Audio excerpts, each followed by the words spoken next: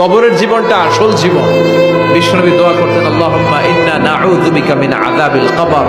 আল্লাহ, আমি আপনার কাছে কবরের আযাব থেকে পানাহ চাই, কবরের আযাব থেকে বাঁচতে চাই। এই কবরের মধ্যে অনেক ফিতনা হবে, অনেক সুয়াল হবে। কবরে প্রশ্ন আছে না নাই?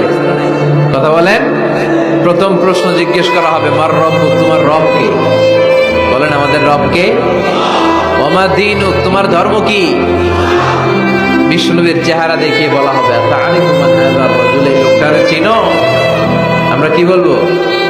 আমরা চিনি, উনি আমাদের প্রিয় রাসূল মুহাম্মদুর রাসূলুল্লাহ সাল্লাল্লাহু আলাইহি ওয়াসাল্লাম।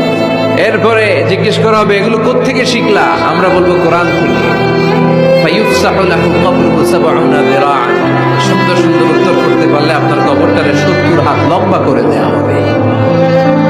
ইফতাহু লাহু বাবুন ইলাল জান্নাহ, জান্নাতের দিকে একটা দরজা লাগিয়ে